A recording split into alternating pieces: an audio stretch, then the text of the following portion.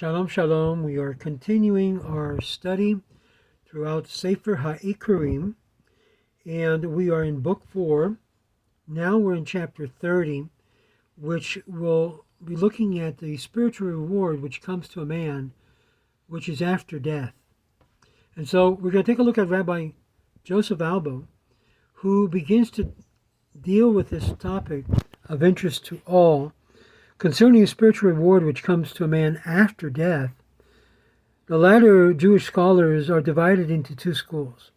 The one holds that while it is true that the perfect righteous receives in this world reward for their deeds, as did the patriarchs, nevertheless the main reward is spiritual, and it's bestowed upon the soul alone in the world to come.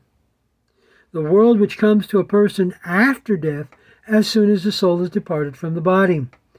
A world in which there are no eating, no drinking, and any physical pleasure. As our rabbis say, the Rav was accustomed to say, in the next world there is neither eating nor drinking, nor hatred, nor envy, nor strife, but righteous sits with their crown on their head and enjoys splendor of the presence of the divine, the Shekinah. The meaning is that the crown of a good name, resulting from good deeds, stands above their heads and confers upon them the privilege of enjoying the splendor of the divine presence. The man of this opinion also holds that while the main reward is purely spiritual, there is also another corporal reward in this world at the time of the Messiah. This is the same as the time of the resurrection, when the perfectly righteous will come to life, either in order to publish God's miracles and truth, or in order that they may receive some corporal pleasure corresponding to the pain they suffered during life, or more accordingly to the divine wisdom shall decree, or in order that they may acquire a higher perfection than before. In this case, they were not able to in their lifetime to attain the degree to which they were entitled concerning the upright character and the account of the external hindrances and the yoke of exile. Then they will die again and return to the dust, and then the souls will by reason of their attainment during the second life be privileged to enjoy the future world in a higher degree than the one enjoyed before the resurrection.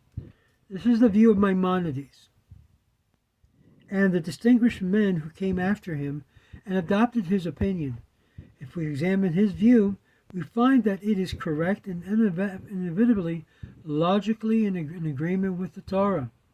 Now, since the works of God are absolutely perfect, it follows that even everything that exists should exist in all the divisions which a logical classification suggests. Now we find that some corporeal things are permanent as individuals. For example, the spheres of stars in the sense of testify, and the prophets too agree. Lift up your eyes on the high, and see who hath created thee. Not one faileth. Some of the permanent only as a species. For example, those animals which are born of individuals of the same species, while some of the permanent neither as individuals or as species. For example, those animals which are generated putrefaction, and it follows therefore that the remaining class of the division should also exist, namely that there must be beings which are permanent both as individuals, as species, although in different aspects. So this is the human species, which in respect of the body and its material power has a specific permanence only and not individual, and like the other animals, but in respect to a rational soul and its intellectual powers, man has individual permanence like the angels. Now these two kinds of permanence are alluded to in the book of Yetzirah in the words, "He made a covenant with them before the 10 fingers of his hand and the 10 toes of his feet, by which circumcision of the tongue and the circumcision of his nakedness." Specific permanence is clearly indicated in the expression.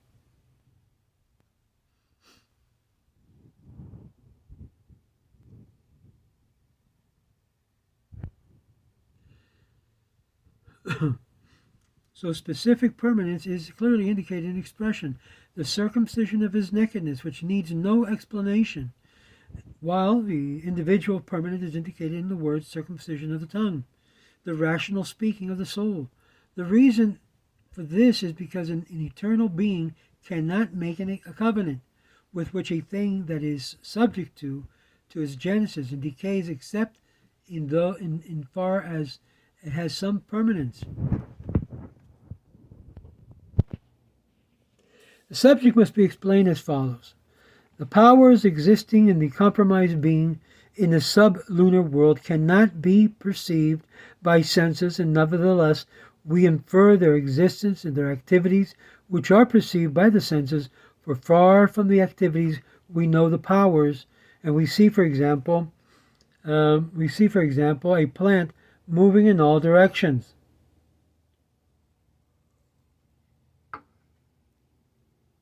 And we know that the natural power is not sufficient to cause such notions, for natural motion is either from the center to the circumference, or from the circumference to the center and around the center, whereas the planet moves in all directions.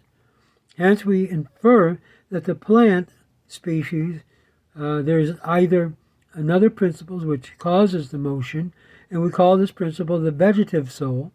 In the same way, we find that in an animal, besides having the principle of vegetative soul, has sensation and voluntary motion, activity which does not reside in a natural power or in the vegetative soul. Hence, we infer that in this specific species there is another principle from which these activities follow.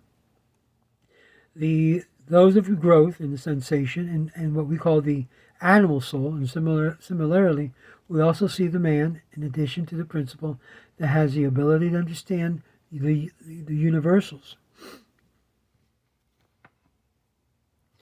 namely the cognition and different forms of perception of corporeal faculties. Now, the corporeal faculties are destroyed by strong perception of intense stimulus. For example, an intense light destroys sight. So therefore, the person cannot even perceive dim light. The same thing is true of intense sound. In the rational power, the case is reversed. The more profound the subject of the thought, the stronger the intellect becomes and the more brilliancy it requires. And for further understanding, also the perception of material powers are changeable because they are particular, whereas the cognitions of intellect are not changeable, but the permanent because of the universal. Hence we infer that we give the soul, and that their power of cognition is superior to the one who gives the animal soul to animals. And therefore, the philosophers say that the animal soul comes from the power of the sphere, for the sphere through which the motion prepares the matter receives the forms, while the soul bestows the various forms of plant and animal which exist in matter only, according to the latter status of preparation. Hence, the perception of animals is changeable and concerns the particular according to the change in variety of particular degrees of preparation of the matter. But the rational soul in man comes to the permanent rational principle separate from the matter and unchangeable, a principle superior to that which bestows the animal soul, since its cognitions are universal and permanent. And so we find in the prophet, in perfectly pious person, man can influence the matter of the sublunar world, and as a separate intelligence do, because of the principle of his soul comes from the separate intelligence. The Torah testifies to this, and so we find in the account of creation of the Bible, it ascribes the animal soul to material principle solely, and after this, its kind. But in creation of man, the Bible ascribes the soul of a rational principle. Then the Lord God formed man of the dust of the ground, and he breathed into his nostril the breaths of life, concluding, and the man became a living soul. This indicating that the vital power in man comes from the rational power which God breathed into his nostril, and not from another principle, as in the lower animals. Now, since the vital soul is in the animal, and the human souls, which has intelligence, they come from both two different principles, it does not follow because the vital powers in the animal disappears as soon as the union between them, and the body is sundered because they come from the power of the sphere, which is the material thing, and from its soul, whether it's a material power or in the human sphere or soul, cease to exist, since it comes from the another principle, the rational principle, separate from matter, not having its possibility of dissolution at all, as the material thing has. Therefore we find that the powers of growth and nutrition and cessation cease between the soul and the body, and was the instrument through which the soul performed these functions. On the other hand, since we see the power of reason existing in angels without other powers, and we also see the powers of growth and the spheres disappear by themselves in plant and animal, we infer that since man has in him both the material power and the rational power, even though the material power ceases to exist as soon as the instrument is removed, the rational power is not destroyed with the destruction of the vital power, any more than the vital power is destroyed with the destruction of the power of growth in animals. For the vital power is a preparation, because for the rational soul, as the power of growth is a preparation of the background for the vital power.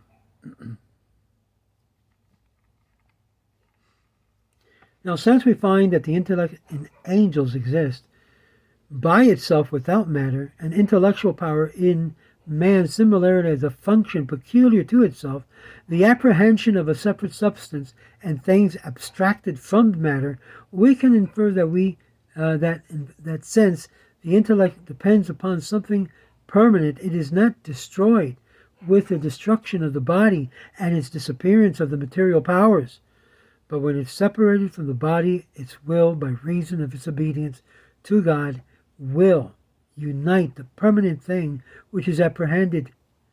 It will thus attain the degree of the angels, whose the perfection essentially consists in their obedience to God's will, as was explained earlier and above. This is the purpose of man, that the essence of the reward and punishment which the Torah promises to man after death, when the soul parts from the body, this is the correct conception and the subject of Maimonides as his followers understand it. Well, the second opinion is that though the perfectly righteous get material reward in this world, and since the number is small, the great majority of the righteous men do not get corporal reward in this world, and there should be in the next world corporal as well as spiritual reward. And this comes to say that after the resurrection, when the soul and the body will exist in conjunction, but without food and drink, as Moses lived 40 days and 40 nights with body and soul, without eating and without drinking, that is what, according to them, the rabbis call the world to come. When they say concerning the righteous that they are prepared for the life to the world to come, they believe the same time that the human soul does not die when the body dies, but that there is a stage of existence called Gan Eden, paradise, where immediately after death the soul of the righteous are kept. The soul of the righteous are kept. Immediately after the death of the soul, the righteous are kept, and they rise in the resurrection and obtain the life in the world to come after the resurrection. And this is what the rabbis meant when they relate concerning Rabbi Shimon ben Gamaliel, that he said that Rabbi Ishmael, who was weeping when he was condemned to die, "Master, why are you weeping? In a brief moment thou will be placed in Gan Eden, in the community of the righteous." And we are also told that Rabbi Huna said concerning Rabbi Bar Shela, who died a short time before him, "He preceded me in Gan Eden by a brief hour." This is what the opinion of the Nachmanides, of Rabbi Meir Halevi, and a number of other modern writers who follow them, and may they all be blessed.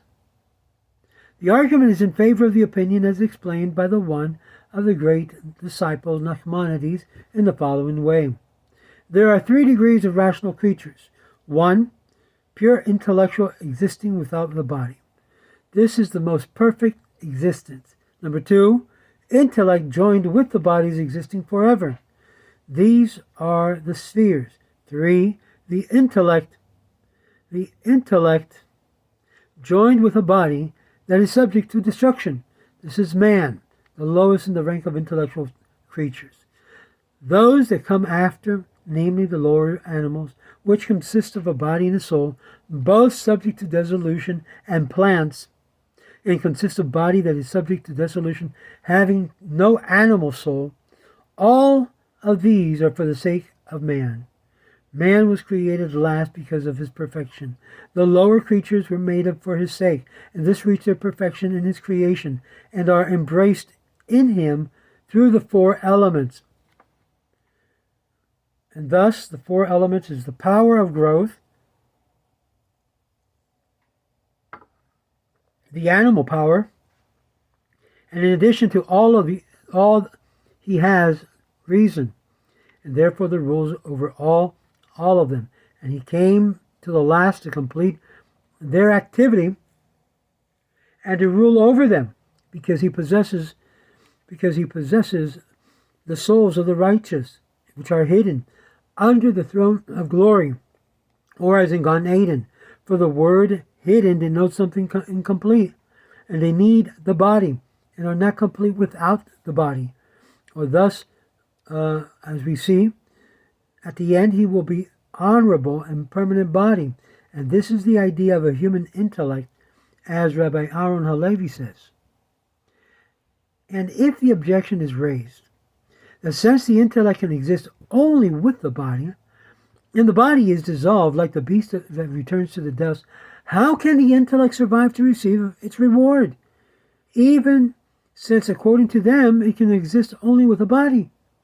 Rabbi Aaron says that at the same time as the resurrection comes, God will create a new body for every one of the righteous under exactly the same constellation as their original bodies, and they will rise again and eat and drink and have children. Every member of the body will perform as proper function, and yet will receive all that belongs to it, will be nourished properly, and will do what it should without any hindrance, eternal or external. Such will be the state of those who will live at that time. Their bodies will enjoy the best of health that is attainable according to their temperament, and will obtain the highest perfection possible, each according to his degree. Then after a long time, as each one in turn attained the highest perfection possible, he will conscientiously and deliberately rise to the status of Elijah. And this is the matter of their body, namely the matter of the 4 elements, which will be changed and received another form, and become a simple element, permanent, mobile, bright in color, like that of a whiteness of sapphire, and invisible like Elijah, prepared to receive the divine splendor and the light of the King of the living continent, like the moon, which is light conceiving, like conceiving body. And hence we say in the benediction of the moon, a crown of glory to those who have laden with a body of the righteous, and who has renewed like their moon, namely after the resurrection, and when their bodies will be changed and will receive another structure. And therefore, here are some examples in this world, which certainly animals undergo a transformation of their body and receives a different form. Some of them need certain things to eat. And for example, a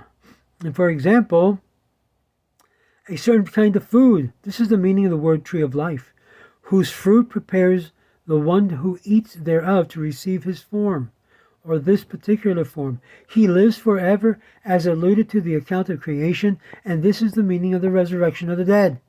For the divine intention is that man should live forever with his body. For man is not complete without a body. And like the spheres to which it is compared, bright and brightness of the firmament. And this is the stars for which is forever and ever. For a man were complete without a body, he would be separate intellect and more perfect than the spheres who have bodies. But it's impossible. For in this series of creation, the higher comes from the first, the lower comes later, and the first explains before. Therefore, man is not complete without a body.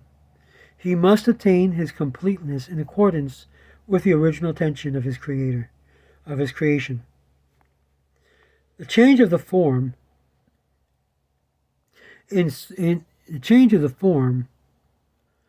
and swift mobility is described in the expression that God makes wings for them. And so far, Rabbi Aaron Halevi makes mention of this.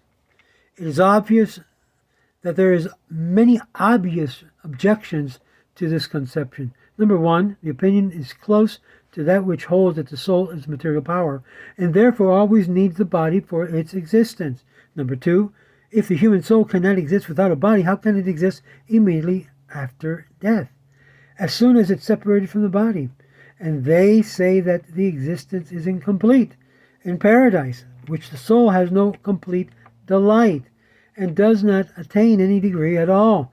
And if you ask them, why is not the body purified right after death, changing from its perishable to a permanent nature, and they say it happens later.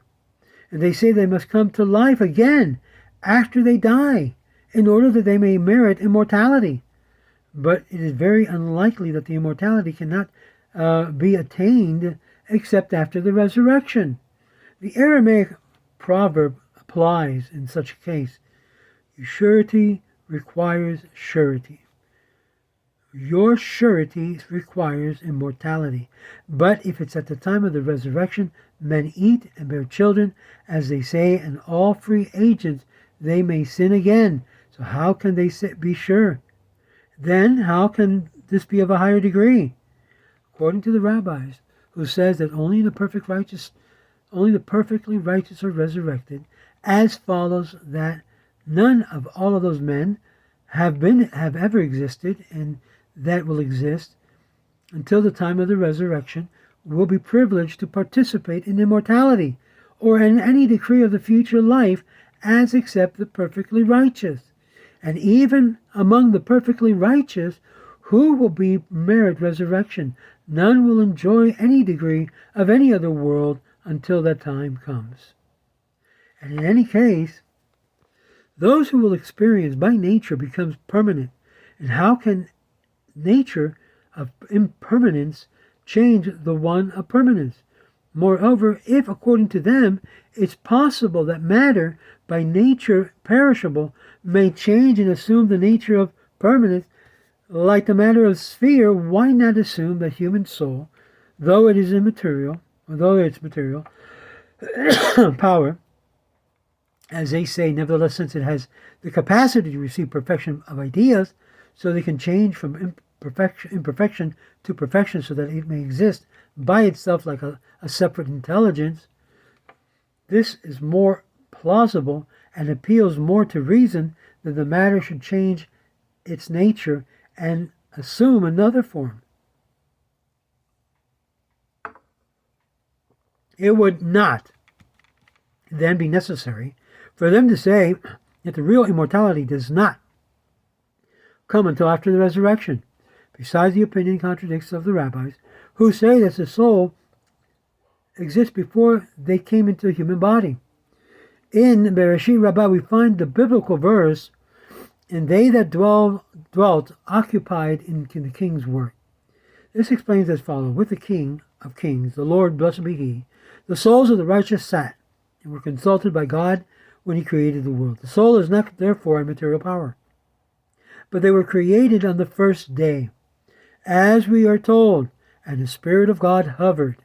And this is the spirit of Adam, the very first man. Now Nachmanides also writes in response that the soul that was created together was a primitive light, and according to the rabbis, they are also therefore a material power. Moreover, they prove that the idea from Elijah, but it is well known that in the case of Elijah was extraordinary and miraculous, no one else can stand in his position. Not even Moses had that privilege, and so a great miracle.